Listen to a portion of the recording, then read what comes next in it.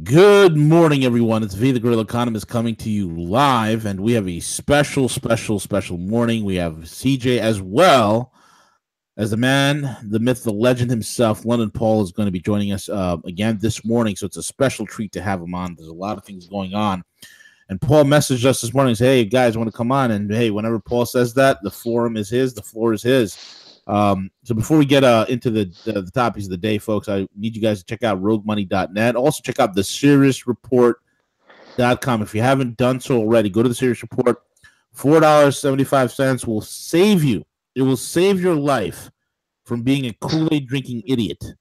If you do not want to be a Kool-Aid drinking idiot, for the less than the price of a Starbucks latte, you can get yourself a geostrategic education on how the world really works. Once you're anchored with the proper viewpoint and the rose-colored glasses of stupidity comes off, you can not only see the world as it is arrayed correctly, but you can then succinctly and with precision plan out what you need to do with your life. It's that important, folks. TheSeriousReport.com. Get those daily briefings, special membership, $4.75. It is the damn cheapest piece of intel you're ever going to buy, okay? The cheapest. And also, with that being said, check out our sponsors, RemainCalm.net.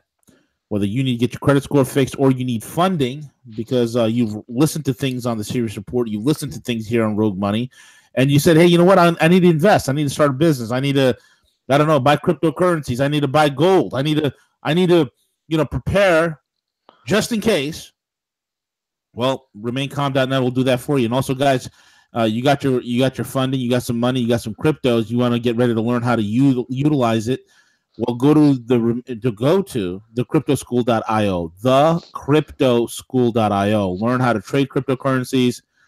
Learn how our guys, Crypto Z and Cowboy, are making a killing in one of the worst crypto markets during this time. Just making a killing in a very ugly market while everybody else is sitting there on long holds, 20 trades deep, long holds, watching their money evaporate and vaporize because their trading room guys talk the big game, but they couldn't deliver.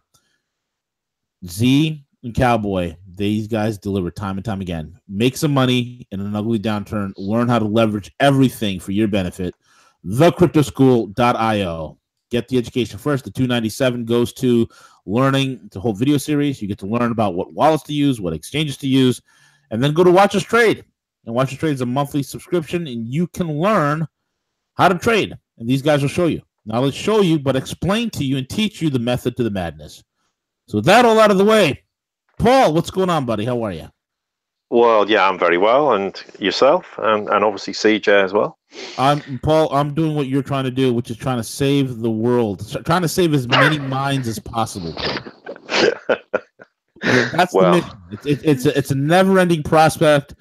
We are underdogs in some regards. We don't have the large-scale audiences, not yet, of some of these bigger outlays. And for us to hear the stupidity of some of these people, and they're not because they're bad or they're stupid. They're not stupid. They just don't know, and they have followers. And what we try to do is try to educate, our audience on how the world really works. Because guys like yourself and guys like me actually know. We've been there. We've done that. We got the T-shirts, Paul. What more can be said? Yeah, multiple T-shirts. I think the obvious point to discuss is, well, initially, I guess, is the firing of Tillerson and replacement with Pompeo. Now, obviously, it's something I covered off with people on our podcast last year and said that Tillerson's days were supposed to be numbered and Pompeo was the obvious candidate. Now, I mean, unfortunately, there's a number of people in the alternative media who are seeing this as this is making America great again. And I think, what do they actually mean by that? Because if they think making America great again is stomping US foreign policy around the world, they're very much mistaken. And the one thing that Tillerson had was a lot of respect in Russia and China, to name but two nations. And with all due respect, I don't think Pompeo has that. And that is a big problem. Now, we'll have to see what Pompeo proposes to do. But is this firing, the timing of it as ever is always kind of prescient. And we've just seen recently how the US has had to eat humble pie, in inverted commas, with respect to North Korea. Things haven't worked out in Syria either in recent months and recent weeks with East Ghouta. So is this a reaction to that? It's very hard to say, but I think it's a very retrograde step to fire Tillerson. And we said on numerous occasions in the last 6 months, and maybe even longer, that firing Tillerson would be a very bad move for the US on the international stage. And I think that is the case. And I don't think Pompeo is a sensible choice. But I mean, we might be proved to be wrong, but I just don't think it's a good move at all. Well, you got a guy who is a career deep stater. You had a guy who, after his time, in West Point and then in the Army, he spent his time in various businesses. One of which is he was also involved with Koch Industries, and Koch Industries is one of those denizens of the corporate world that is filled with swamp creatures, all sorts of deep staters. It's a revolving door of the establishment. Pompeo is a neocon through and through. This guy's worldview, this guy's idea of foreign policy is something as a relic of the 1970s and 80s. And this is the guy that's been headed up, is brought in to be the Secretary of State. Paul, we discussed about how peace is starting to ring out of the Korean Peninsula. There's negotiations being taken place. And you and I both know that this was not something that was achieved by the Trump administration. I don't care what any Twitter person says. I don't care what this fictitious LARPing, that's live action role play character named QAnon says. Has nothing to do with the Trump administration. Has everything to do with Xi and Putin. That's the God honest truth. It is the negotiations and again, a triumph of humanity preventing large scale disaster. And when this is starting to permeate into the surface, what happens?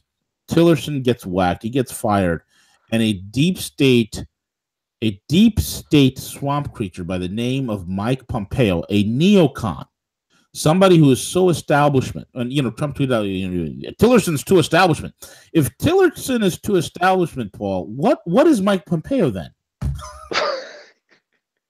Well, precisely. I mean, look at Tillerson's track record for not working in the establishment.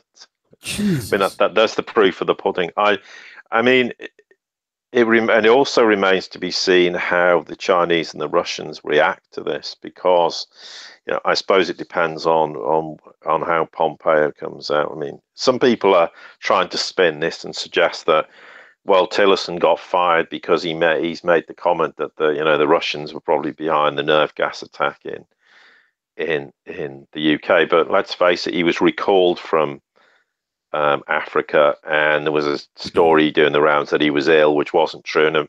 And there's rumours that Tillerson hasn't actually had a meeting with Trump, and he was just kind of fired, probably via Twitter, which I don't know whether that's true or not, but it might well be the case. But I think it's a significant development that may just tip the balance, because at the end of the day, the whole basis of Russian and Chinese cooperation with the US, which the US needs economically, is on the basis that they turn their back on the kind of old neocon style of US foreign policy. Right. Now, under Tillerson, that was happening because Tillerson was certainly had a very moderate attitude towards events in Syria, events in Ukraine, events in North Korea, and obviously Iran, etc. Now, if suddenly they try and stoke the embers and start a kind of more neocon type course of action towards foreign policy, then China has the big economic stick, and if it wants to, it will pull the plug. I mean, there is no doubt China will take that step if they feel there is no other choice, and that would be enormously damaging for the United States in the process. Whereas there's never going to be a totally soft landing when the dollar vaporizes and has to be replaced by a treasury dollar in the process, but there is ways that the Chinese could have softened the blow and helped the US. Well, if the Chinese don't help the US and refuse to help them in terms of trade and development and infrastructure building and supporting US businesses inside the US, then what's the economic future? It's pretty bleak, and China might just do that. I'm not suggesting they will. I don't know whether they will or they won't, but there's going to become a point where they refuse to tolerate US aggression in North Korea. That's self-evident. Right.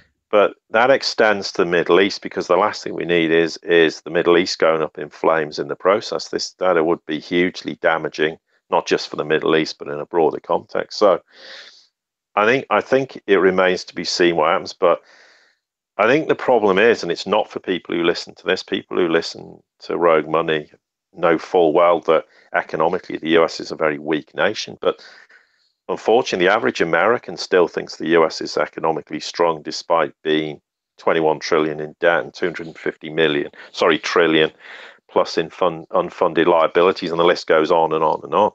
It's economically extremely weak and literally a third world nation, save for the fact it has unlimited dollars to export to the world and has the biggest credit card bill. So it does remain to be seen what Pompeo does. I mean, we may be surprised and Pompeo doesn't adopt that stance, but the question is, why would you fire Tillerson when he has a very moderate stance on things? It can only suggest that they're going to up the ante a bit, and unfortunately, Trump's been very badly advised, because arguably Pompeo is not going to have a moderate stance. Otherwise, what was the point in removing one person who's for someone else who will adopt the same kind of philosophy in terms of foreign policy? When you look at this guy, this idiot character named Mike Pompeo, so he's a bloody moron. He's not stupid, but he's deluded. He's incredibly deluded. This is a guy. I'm going to break down who this Pompeo character is. Let's look at. I'm going to view by view, Paul. I'm going to shake down the danger of Pompeo that other alt media channels are saying, oh, we're going to make America great again. You're making yourself a fool again. That's the only thing that's happening, is you're making yourself a fool again. Now let's take a look at let's look at surveillance. What is Mike Pompeo, the freedom-loving Pompeo? What is his view on surveillance? Well, this is what he says. Pompeo stated that Congress should pass a law establishing data collection of all data and then combining it with publicly available financial and lifestyle information into a comprehensive searchable database. Legal and bureaucratic impediments to surveillance should be removed. Oh, that's Mike Pompeo. Look at that. Ardent supporter of the police state, Paul. What's yes. What's his stake on prisons? These CIA black sites and stuff. Well, this is what Pompeo says, being the neocon that he is. When it comes to Guantanamo, he wanted to keep it open, but according to QAnon, Guantanamo Bay is being expanded, so Hillary Clinton should go there because she has an ankle bracelet on. Which Hillary Clinton, you guys saw the pictures of Hillary Clinton falling down the steps in India. I don't see no ankle bracelet. I was hoping and praying that she fall and broke her skull, but unfortunately that didn't happen, Paul. But anyway. Well, I suspect this is maybe part of an orchestrated campaign for Clinton to suddenly not be well enough to potentially be indicted on charges and face possibly. I mean, anything's possible. Anything's possible. They'll do everything they can to avoid adjudication, which I think quite legitimately she's one person who's likely to face that. Exactly. If look at this, Pompeo. He wants the repeal of any sort of anti-torture laws. That's very nice of him. Very humanitarian. Pompeo's views on North Korea. Here's a clincher, Paul. This is what you and I were discussing just the other day. Pompeo said it would be a great thing to denuclearize the peninsula, to get those weapons off of that. But the thing that is most dangerous is about the character who holds the control over them today. Okay, that's Pompeo. We know what he wants. Regime change, and he desires regime change in North Korea. Let's talk about Pompeo and Iran. And this is a very dangerous thing. Pompeo worked alongside this cretin of a man named Tom Cotton. Senator Tom Cotton, look him up. He's a dangerous dangerous neocon, and he's very close with Jared Kushner. Very close. He's very close with Trump now. Tom Cotton. Make America dumb again. Okay, so Pompeo worked feverishly, Paul, to undermine the Joint Comprehensive Plan of Action, the nuclear deal, right? This is what Pompeo said. He said, I look forward to rolling back this disastrous deal. Oh, my God. Listen to this, Paul. Listen to this. This disastrous deal with the world's largest state sponsor of terrorism. Wow. Pompeo stated that a better option than negotiating with Iran would be to use 2,000 sorties to destroy Iranian capability. This is not an insurmountable task for the coalition forces. Look how sick he is. He wants war. July 21st, 2015, Pompeo and Senator Tom Cotton, and remember I told you guys about Tom Cotton. Watch him. He's dangerous. Very dangerous. These two idiots alleged the existence of secret side agreements between Iran and the IAEA. Secret side agreement. There isn't any. Not one.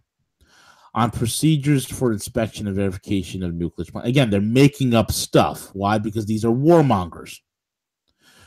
Okay, so they're talking about secret side deals. Now, let's talk about Pompeo in Israel. This is what he says.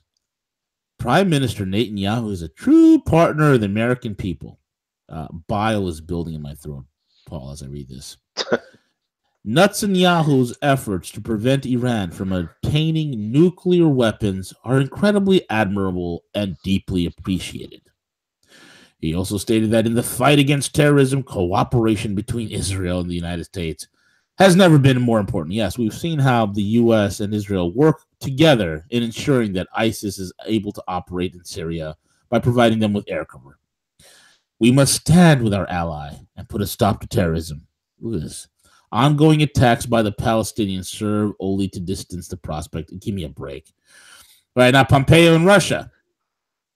Pompeo stated that Russia has reasserted itself aggressively, invading and occupying Ukraine, threatening Europe, and doing nearly nothing to aid in the destruction and defeat of ISIS. Was Tom Pompeo's head shoved up Tom Cotton's ass?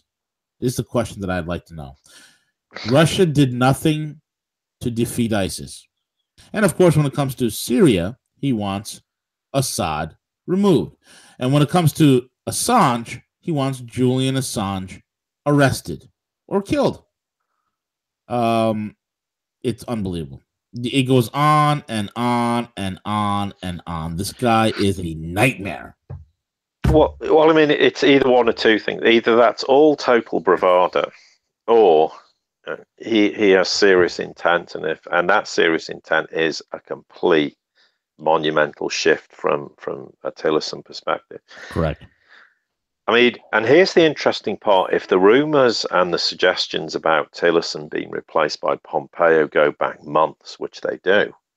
Yeah. So the thought process was there. Why now? Why wasn't it done 4 or 5 months ago?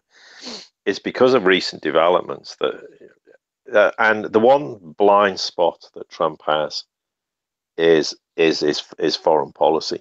Yeah. I mean, he's completely blinded over Iran by nonsense, and arguably he's going to be blinded again by this, and hence why Tillerson's gone, because certain people will have been filling his ear with comments that Tillerson's too weak over Iran, Tillerson's too weak over Syria, Tillerson's too weak over North Korea. And here's the point: who would have been going over to talk to, be part of the supposed,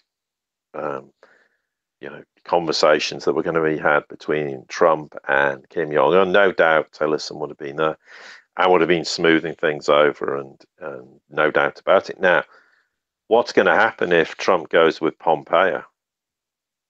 I mean, it's going to descend into a complete farce, and Kim Jong-un's going to walk away from it and go, this is ridiculous. I can't have a conversation and discussion over the future of North Korea and the Korean Peninsula with you. And the US will then say, well, it proves he's totally intransigent. He's got no intention of changing it. it's game on again, and we don't care whether he's talking about unification. They'll just want to muddy the waters and make him appear to be the aggressor, so they think it's game on, and they can go back to policy A, which is remove Kim Jong Un and ground invasion or preemptive strike, whatever they feel. Of course, that still isn't going to happen and won't be allowed to happen. But this is the kind of mindset, and you're wondering, it's a sheer act of desperation, and ultimately and very sadly, it's going to blow up in the US's face by removing Tillerson, because he did have that respect in the ear of people in the Kremlin and in Beijing, and that is not going to happen with Pompeo. And of course, as we say, China has the big economic stick, and at the end of the day, the reset that comes about has nothing to do with military gain or military acquisition. It's all about economics. It's all about the end of the dollar, the replacement of the dollar with sound money, with gold-backed currencies, and all the things we've discussed before. So China has the big stick, if you want to use that terminology, and that's what's been levied at me by someone on Twitter. So I will use that analogy, because I think the US has the stick and don't realize that it's China who has the big economic stick. They have a twig. Yeah. Speak loudly and carry a small twig. That's the US policy right now. Speak loudly and carry a small twig. Or maybe a blade of grass. I mean, might as well be, to tickle your enemy to death, because the whole world is laughing at us, Paul. Yeah, well, and that's the sad part. And it's not just the US. Increasingly, that the Western world, and it's not just the US, it's Europe, and obviously the UK is part of Europe geographically, so it's becoming an irrelevance. I mean, whatever we may think of nations like the Philippines and Duterte, and he is being very ruthless on criminality. He may not agree with what he's doing, but the Philippines economy is beginning to turn around, and it's beginning to have credibility that Western nations don't have. I'm not saying it's perfect, and I know people are going to say, hang on, how are you drawing this analogy? But the world's shifting in the East, and the West just standing there and literally is looking like a bunch of idiots. And that's being diplomatic and polite. There's far worse language we could use. And becoming irrelevant on the world stage. And they just haven't realized they have become irrelevant. And the sad part is that there's people in the US who take this making America great again and don't realize that making America great again at the expense of other nations is A, ridiculous, and B, is never going to be allowed to happen. And I think, unfortunately, there's going to be a lot of people, and not just in the US, but in the UK as another great example, and parts of Europe, who are going to be in for a very nasty shock when economic realization takes place, and they're going to be sat there going, what the hell just happened? I thought we were the greatest nation or the greatest continent or whatever on the planet. Well, hang on, all of a sudden we're not. What the hell happened? And that's the big fault with this making America great policy. It doesn't mean making America great at everyone else's expense. Making America great is a nation, a strong nation amongst equal. That would be what would make America great again, and be a nation that the world would look up to. And very sadly, this is nothing to do with the American people, but they're the ones who are going to suffer the backlash in the process, because the world has had enough, and they've had enough of the UK. And the recent debacle over Skripal and the nerve agent is just another tipping point, and it's an absolute debacle and a farce how the UK is behaving. But the rest of the world's looking at it going, why the hell are you behaving like this as a nation? And I know people in the Far East, and they've said, why do British people tolerate this nonsense? It's so obviously an utter lie. Why do they believe this? And then people in the West accuse the Chinese people of being brainwashed. Well, I'm sorry, who are the most brainwashed nations on the planet? Certainly not the Chinese and the Russians, that's for sure. It's the West. Absolutely. It's us in the West. It's like we're literally swimming against the tide of morality. It's unbelievable. We're swimming against the tide of stupidity. I mean, when you look at the factors that ended the British pound as world reserve currency, right? When you looked at the factors, and what were some of those factors? You're talking about, here it is: instability, fear, the fact that the UK wasn't an economic powerhouse anymore, that World War I ravaged Europe, right? The problems in European real estate, infrastructure, roads, factories, machines, all these things were an absolute nightmare in the European scenario. Okay, it's investors needed a safe harbor. There was also a lack of liquidity, a lack of solvency. Those are also big factors. These are everything that was symptomatic that ended the pound are the very same things, Paul. You and I both know this, but it's the very same things that are ending the dollar. Yeah, absolutely, and it's why a fiat reserve currency will never survive. It will. I mean, in all reality, the US dollar's struggled on for another 10 years because of insane, Federal Reserve policy propping up banks and propping up stock markets and everything, and all the other sort of shenanigans that have gone on, which we've discussed many times before. That's the only thing that's kept it going, because historically you just cannot have a currency that will survive that long, given the nature of what a fiat currency is. And it's why, and it's something that people in the West still just can't accept the fact. They go, there won't be a return to a gold standard because the gold standard failed. No, the gold standard didn't fail. It was never properly implemented. Correct. When it worked very successfully. And it will once again work successfully, because it will stop nations exporting their debt to the detriment of the rest of the planet. And that's precisely what's going to happen to the dollar. Yeah, that's exactly what's happening with the when you talk about the increase of tariffs. Well, most people don't realize this, but our economy is dependent upon the fact that foreign countries sell their wares here, and in exchange, as importer of last resort, they buy our debt. Well, if they can't bring their wares here because it's being hit by tariffs, guess who's not buying the debt? They are. They're not going to buy it. So what's that going to do to our currency?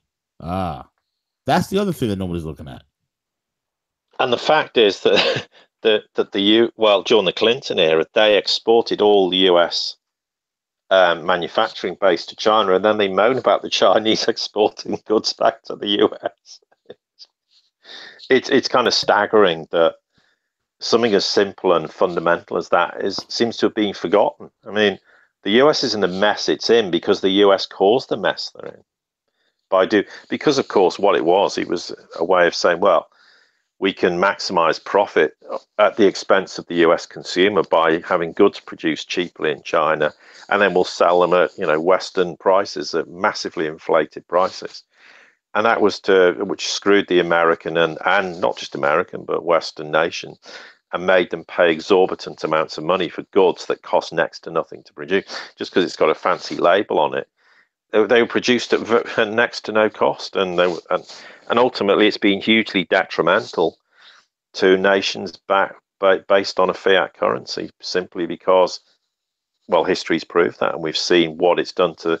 Without a manufacturing base, the US was bound to sink into the abyss, and the fact it doesn't have a manufacturing base is even more of a worry, because a devalued dollar means it's an imperative for the US to have a robust, thriving manufacturing base. Well, there's no evidence of that. None. And this is the other thing: the Chinese signed a myriad of MOUs with the US, with the Trump administration, on the proviso that they played ball. Well, if they don't play ball, those MOUs will never come to fruition. And that's what will. So if you want to make America great again, start by reinvigorating the manufacturing base, and that will give the US an economic standing. And it's not, the days of people screwing each other over and earning huge amounts of money are over. But people will earn an honest, decent wage, and they'll be able to live like they used to in the past, and have a quality of life that they haven't had because certain people have been chasing all the money at the expense of everyone else. Those days will be over, and it will ultimately benefit everybody. And that's the whole point. But the Trump administration, in over a year, talks about this spending $1 trillion, which is probably more like $4 trillion on infrastructure. Well, not a penny's been spent on it, or not a dollar's been spent on it, Nothing. because they don't have the money to do it. So once again, who carries the big economic stick? Not the US, because if they did, they'd already be doing this. And that's why when people say, well, the US can just keep printing money, well, they can't. And it's also the reason why tens of trillions of dollars disappeared, because they were used to prop up Wall Street, prop up stock markets, prop up the administration. Well, the question now is, how much longer is that money going to run? Because I think the question is, we're probably nearing the point, and I'm not talking next week, next month, but in terms of years, I think we're talking maybe considerably less than years, where that pot of money that was stolen will be spent. Yeah. And there'll be nowhere left to prop anything up anymore. And then it's game over.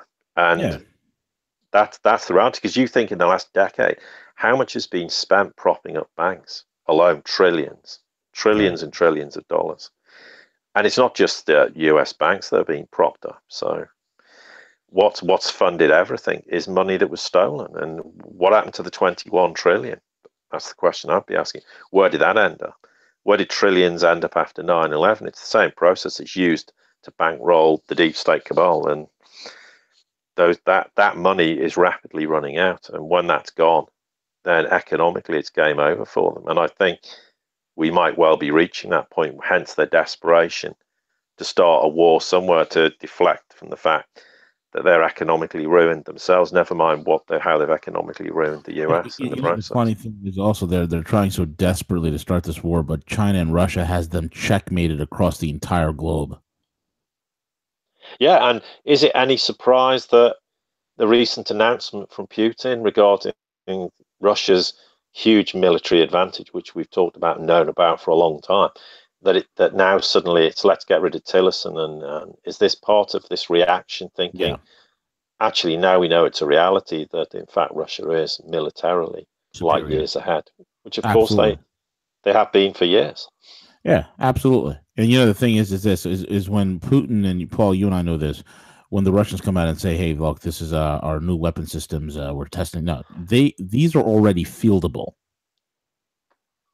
And what people perhaps don't realize in Korea, in Syria, is the amount of weapons technology that the Russians have been field testing, which is not even stuff that anyone's aware of.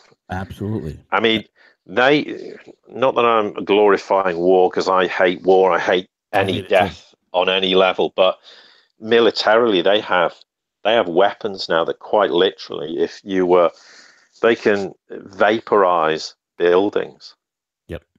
To dust.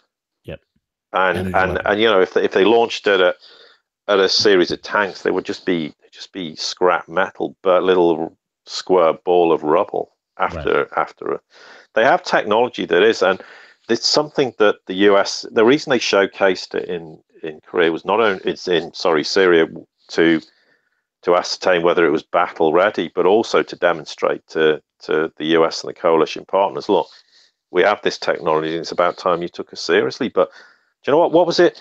I can't remember. Somebody was claiming, some US general who obviously maybe is pretty high up in the ranks in terms of European operations, came out with a comment the other day that, well, Russia's likely to catch up with the US by 2025. I mean, there's still this level of naivety. Well, the question should have been, do you realize that Russia was ahead before 2015? Never mind catch up. I mean, it's that level of ignorance and belief that and this is what I get level. People say to me, oh, China and Russia backward nations, they can't produce anything. They're militarily, they're just weak and ineffective. It's all bravado. Well, if it's all bravado, why is the US backed off in North Korea? For precisely the reasons they know full well. And even the Chinese are now starting to show the world that they have advanced missile technology. Yeah, absolutely. The Dongfeng DF-21, it's a carrier killer, hypersonic. There's no defense against it. Look, what China and Russia has done, they have made the most powerful arm of the United States military, which is the Navy, completely obsolete. Completely obsolete. And on top of that, when you look at the fact that Vladimir Putin has said that they have cruise missiles that are nuclear powered, I mean, let that sink in. My head, I did a double take with my head, Paul, when I heard that. Nuclear-powered cruise missiles that were basically unlimited range. They could just fly around perpetually. It's the most amazing thing in the world. These are game changers. And the U.S. has no defense against that.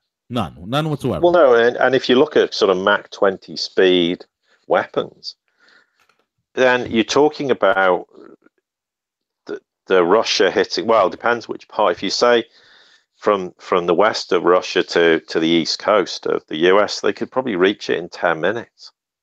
Oh, unopposed, because and if you're talking about launching it from east Russia or the sort of Siberia, and I mean, what a lot of people don't realize is that from the distance between Alaska and Siberia is 60 kilometers. Yeah. There's no distance, the Bering Strait. So I'm not suggesting for 1 minute anything's going to happen, but in geographical distance from there to the west coast of America is significantly less distance. So you're talking, it's what we said a long time ago, that Russia has the capability to eviscerate the whole of the US in 15 minutes. Well, now we're seeing how exactly that is possible based on Putin's comments. But the US don't take it seriously. No, they don't. Too many people. We're drunk on our own hubris. You know? Sadly, it's very true. But then the UK is equally culpable. That's not just pointing the finger at the like that, Paul. we don't have the moral high ground. We're not a moral and lawful, decent civilization anymore. We're really not. We are a decrepit, falling away, faltering, dying out civilization because we've lost our scruples. We've lost who we are. We've lost our way. And now look at us. Europe is a country run by crazy psycho feminazis and effeminate men. The UK is just as murderous and crazy as the US.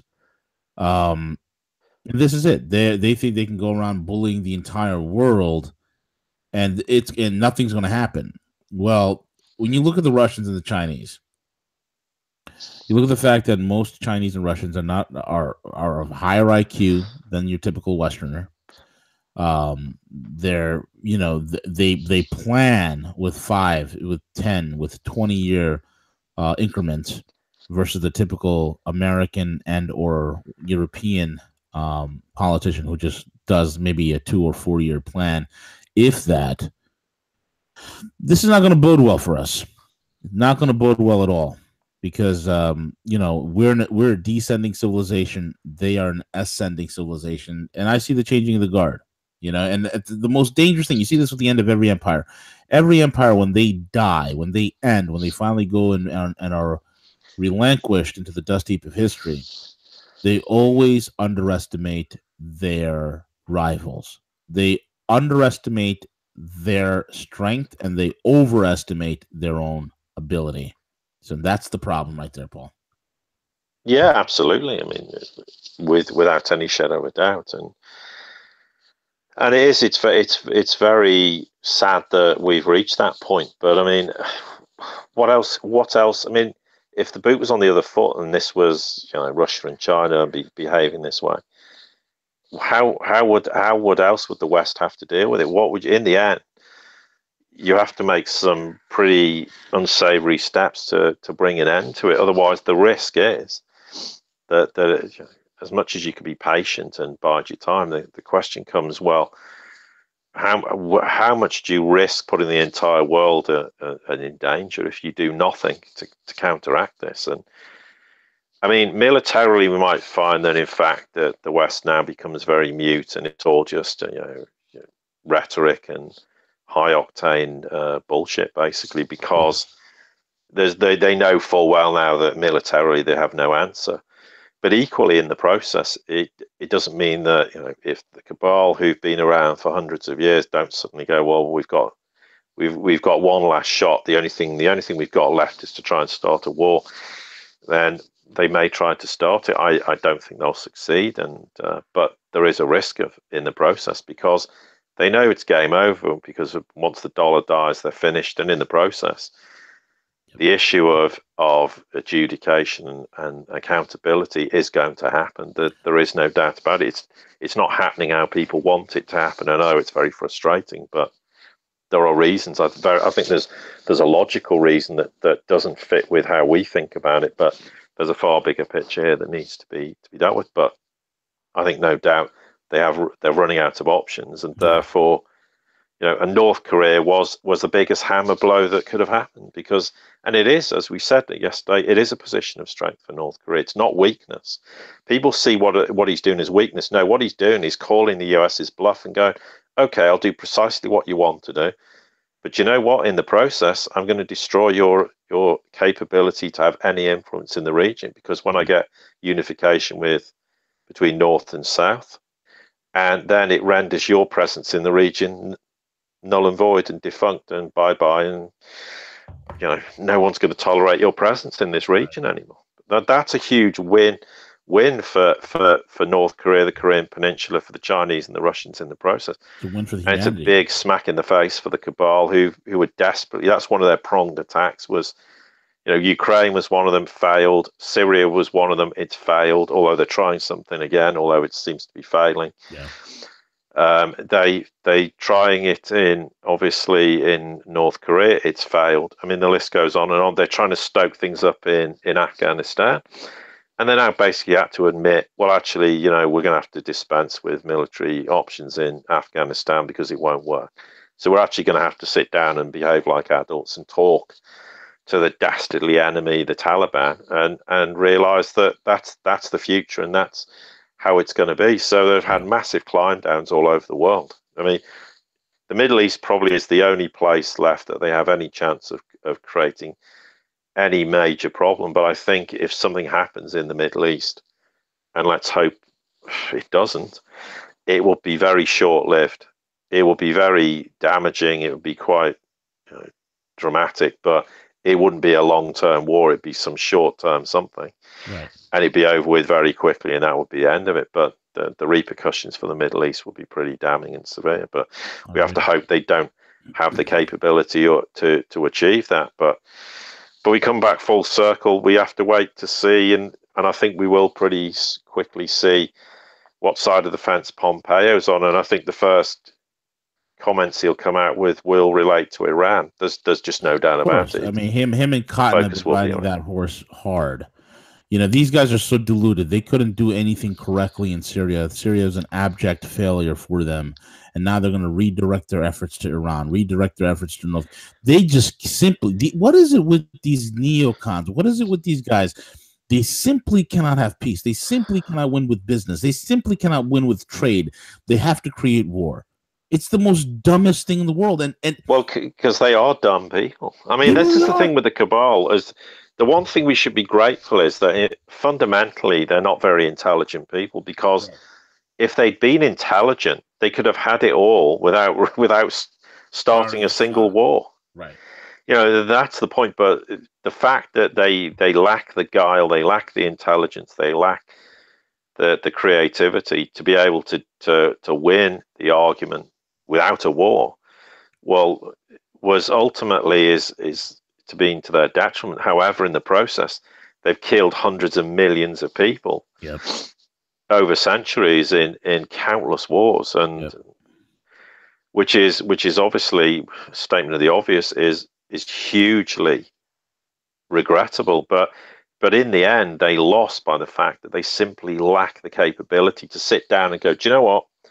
We could have controlled everything. Because at the end of the day, their wars were to achieve global dominance financially, economically, and geopolitically. But they could have just done it economically and controlled everything. Yeah, but owned all the assets and quite easily have done it. And no one would have even noticed or complained about it in the main. But it got to the point that the desire for war, and that's the only sort of mantra they understand, has been ultimately their huge downfall. And we come back to Ukraine. Ukraine was the huge tipping point where if they hadn't gone into Ukraine and overthrown Yanukovych, then I don't think the world would have been the way it is now. Yeah. But that was the tipping point, because that's when it got nasty and personal for Russia, because all of a sudden we're going to sanction you. The idea was to destroy Russia economically, destroy them militarily, and of course it failed. But that was the point. Well, if you look at historically what's happened in the 4 years that precedes that, then you can see quite categorically that was the big turning point. I mean, because after that, I mean, you think this, when the war in Syria started, how many years did it take for the Russians to become involved in Syria? But so they had, first of all, had to deal with the whole Ukrainian thing from a Russian perspective. Then they went, okay, now we're gonna start to get involved in Syria, and that was the big turning point. There, they got involved over North Korea, and the North Korean situation's been simmering for decades, ever since the separation of North and South, and before that. So that was the big tipping point. It was just simply because it became an economic and military objective to crush and destroy the Russians, and that was the turning point. And so for that, we have to be grateful for their insanity on one level, but humanity has paid an enormous price in the process. No, and that's really why it simply can't carry on. No, it can't. You know, Paul, you're familiar with the great work of Edward Gibbons, the guy in, I think it was 1776. He wrote that massive volume, The History of the Decline and Fall of the Roman Empire. Are you familiar with him? Yes. Yeah. And you know, one of the things that, for the audience, you know, Gibbons is famous for giving 8 points on how or what causes an empire to fall and fail and die. And the number one thing that he puts there is the decline in morals and values. And excuse me, he says the morals and values that kept together the Roman legions, and thus the empire could not be maintained towards the end of the empire. The dramatic increase in divorce undermined the institution of family. Crimes of violence made the streets of larger cities unsafe. Even during the Pax Romana, there were 32,000 prostitutes in Rome. Emperors like Nero and Caligula became infamous for wasting money on lavish parties where guests ate and drank until they became ill. The most popular amusement was watching the gladiatorial combats in the Colosseum.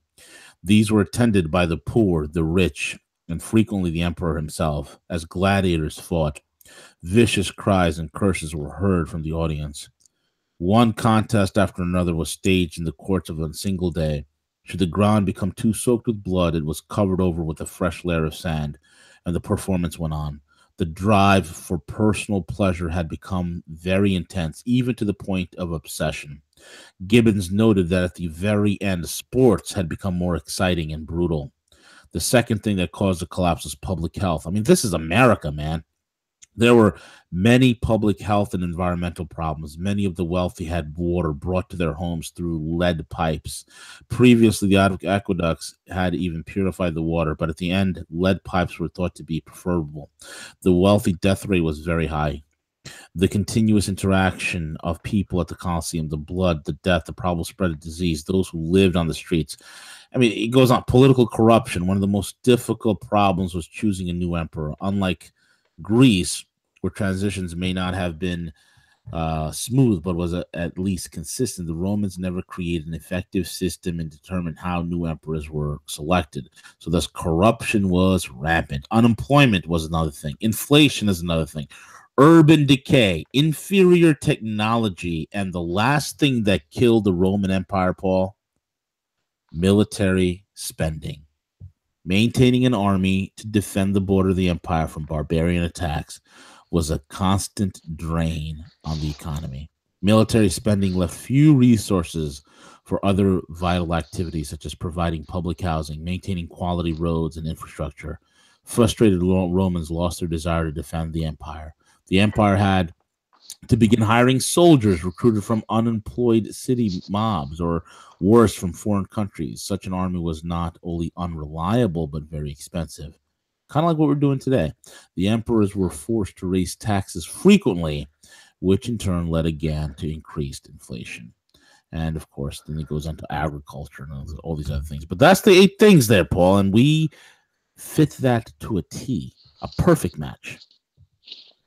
Well, I mean, if you think about it, that's precisely why China doesn't have a huge military presence abroad. It's got Djibouti, and, well, what else has it got? Oh, hang on, Djibouti.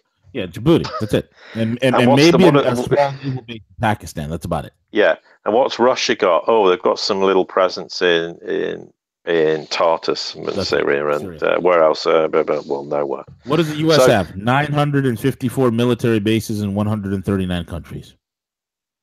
Yeah, and this has been that. You're absolutely right. This is the big problem. But the thing that humanity always does, humanity will always repeat the mistakes if it doesn't pay heed to the lessons it should learn from history.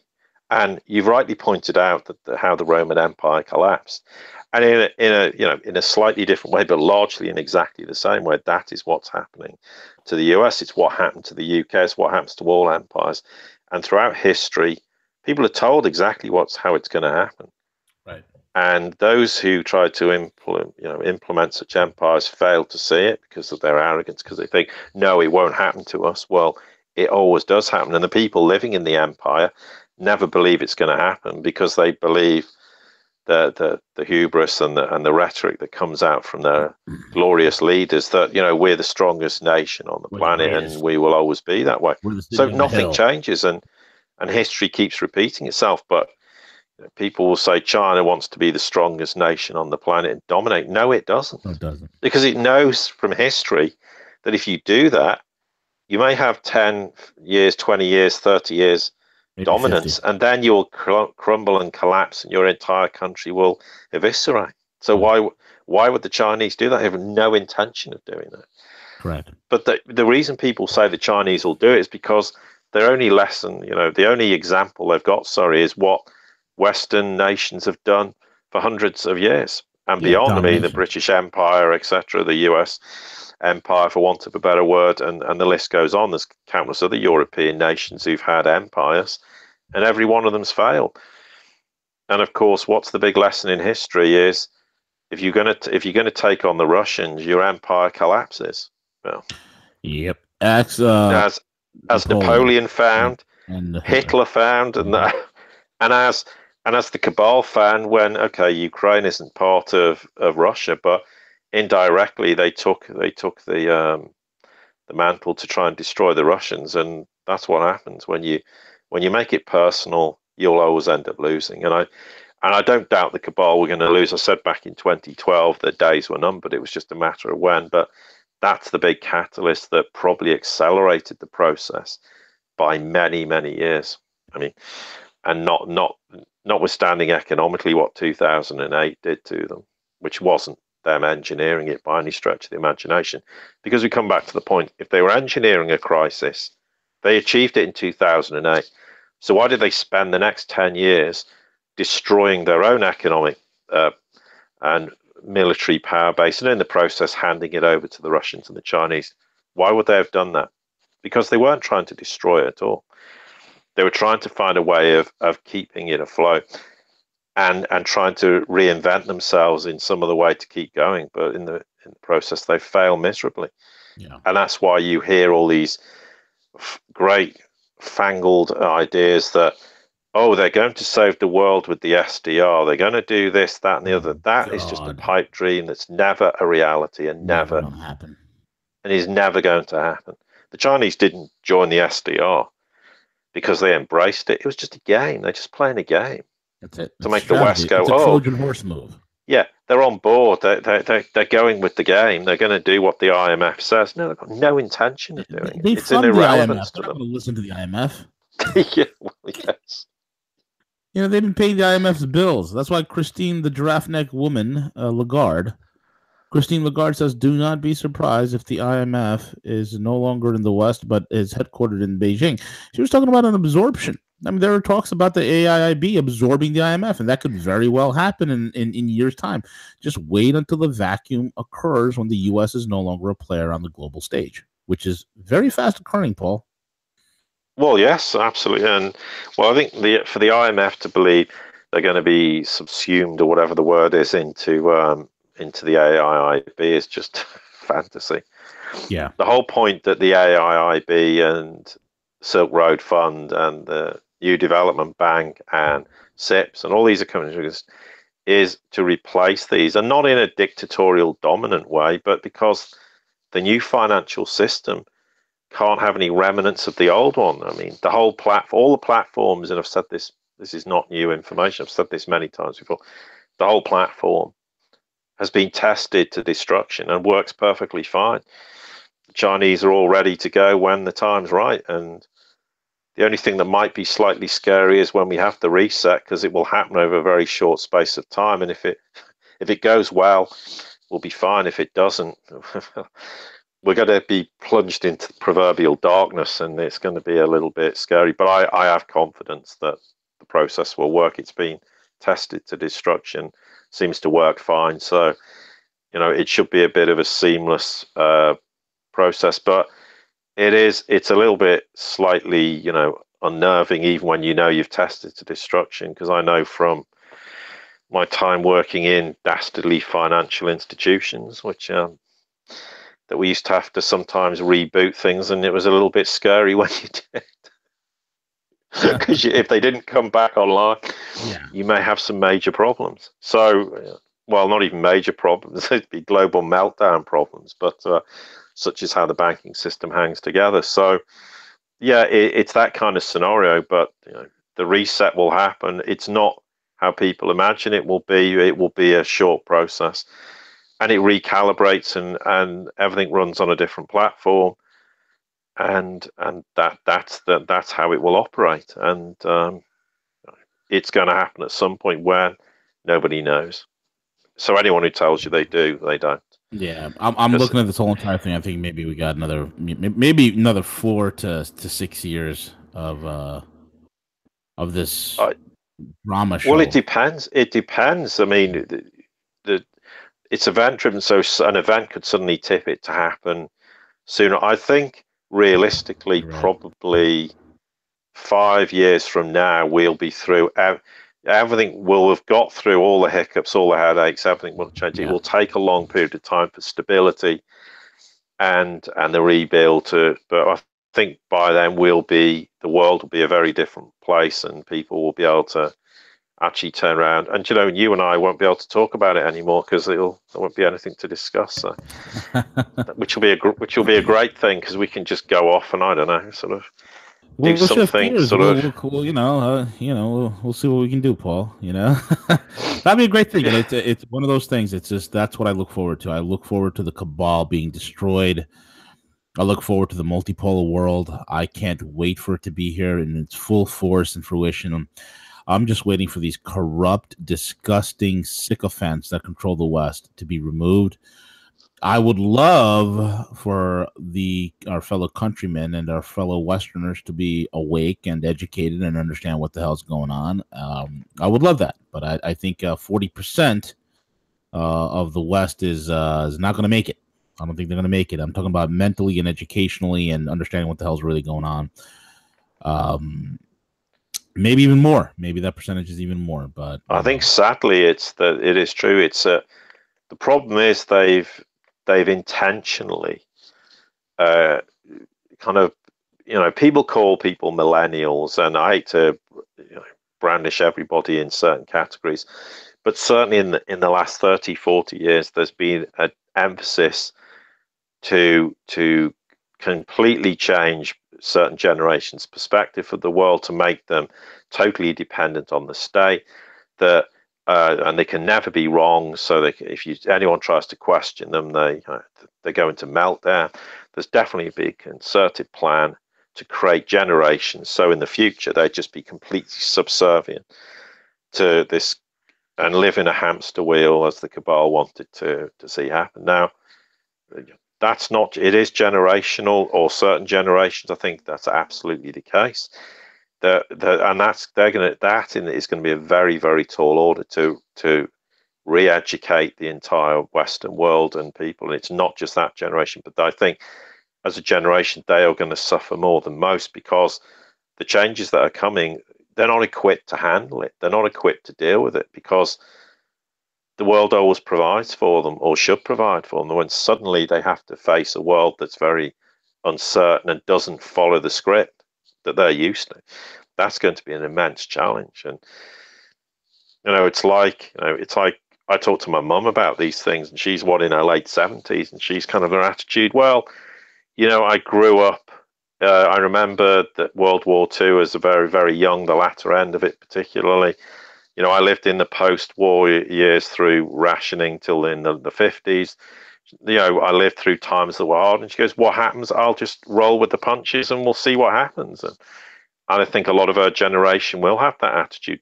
Whatever comes to pass will come to pass, and they'll deal with it accordingly. Whereas I think younger generations will, as you say, are likely to suffer a complete Paul, meltdown. You mean generation can't take a punch? That's what I call them. Generation can't take a punch. That's the new name for the millennials. Because it's quite sad, because they're just simply not equipped to handle anyone who disagrees with them. And you know, as far as they're concerned, they're always right, whatever the situation is. Though, Paul, you know the best thing about these millennials, apart from the fact that they're the most useless generation in God's green earth, in history, actually, the fact that I love about the millennials is they do not reproduce. Thank God that they do not reproduce. Well, it's kind of strange because it's almost been conditioned into the fact that, you know, relationships in whatever form that might be it's completely frowned upon. But anyway, that's a whole separate subject and a separate matter, but it's part of the process of how Western nations will cope with these dramatic changes when their whole basis of existence is pulled from under them. I think it's going to be quite scary, and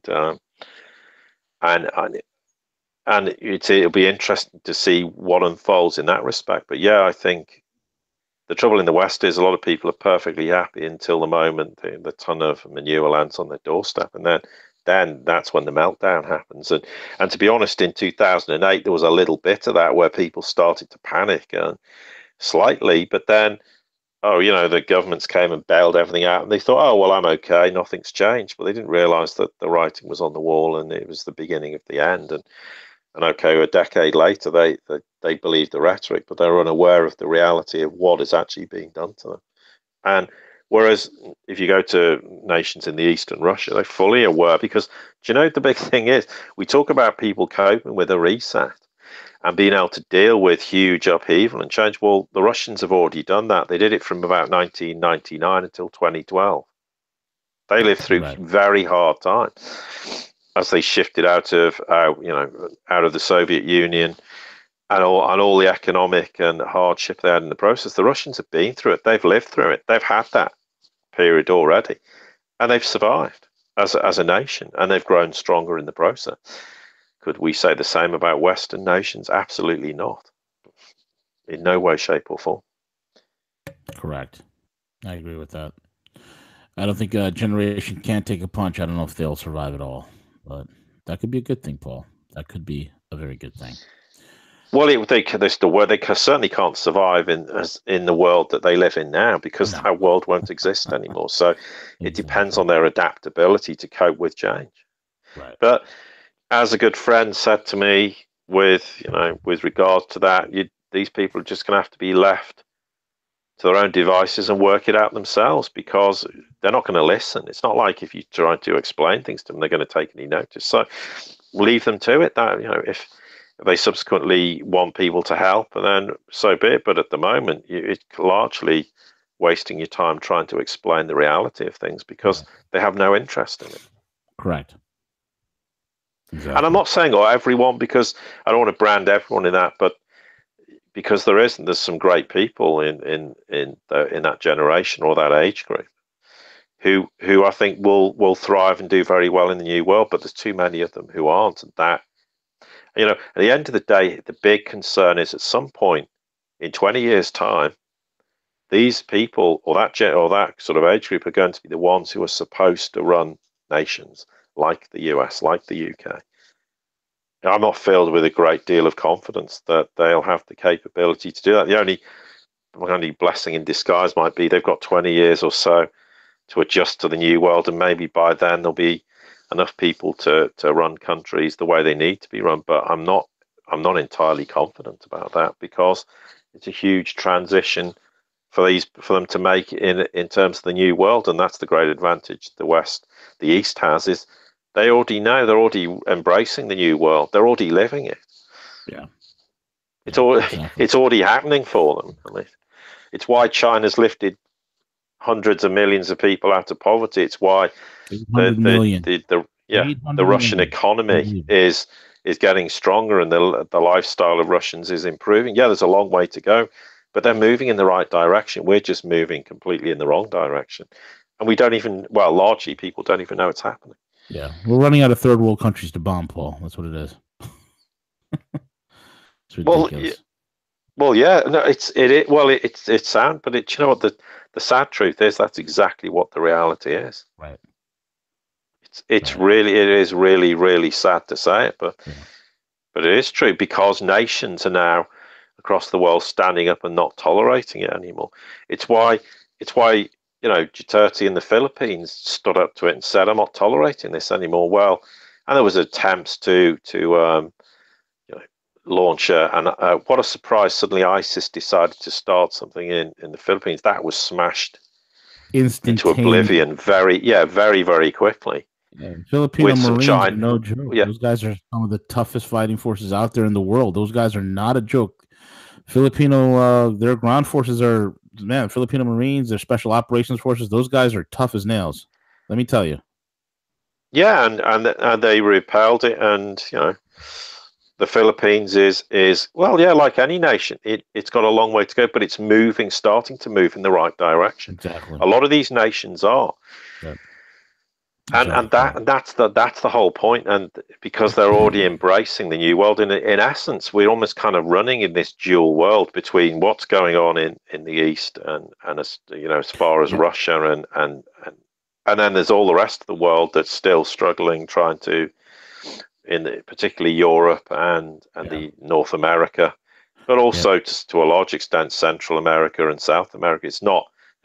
Australia, I think you'd still fit into that category, although there's signs of some change happening, and New Zealand, the signs of change is happening, but there are, the world's kind of almost split between one living in the new paradigm and the rest of us still struggling and fighting to hang on to a dying, decaying paradigm that is no longer fit for purpose. And even though huge swathes of us in the West are desperately trying to defend it and then blame the Russians for something they never did, for example.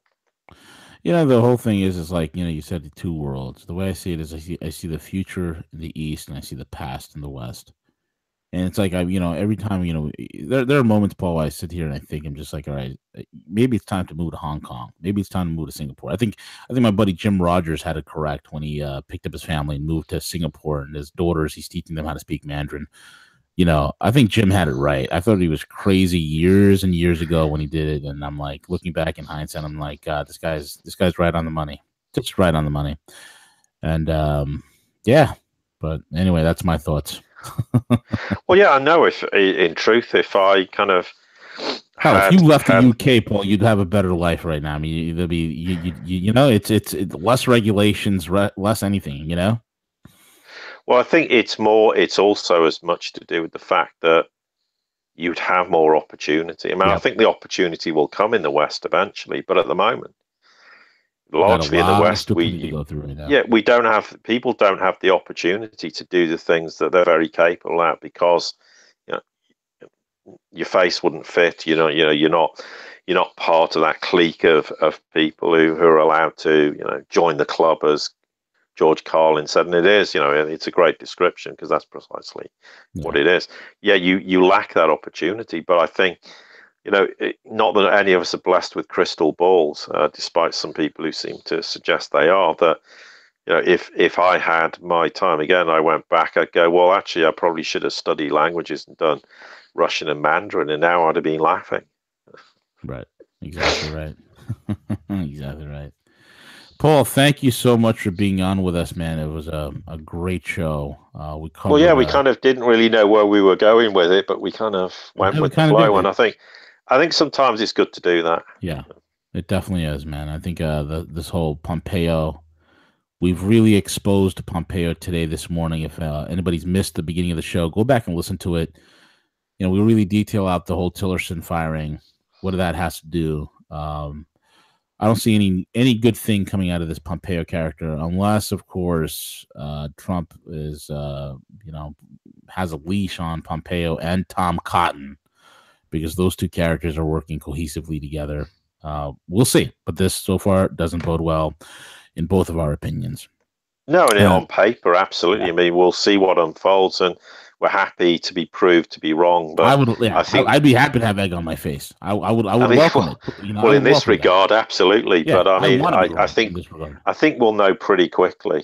Yeah, within a matter of weeks, where the land lies with Pompeo, and also, of course, it'd be interesting to. I mean, the argument is, well, are we going to see much change in the CIA? I don't think so. I don't think so. We'll park the Gina Haspel aspect of the conversation for another time, but I don't actually materially see any real change in that regard. So that's kind of an irrelevance. But I suppose it's ultimately the question as well is how much influence does a Secretary of State have?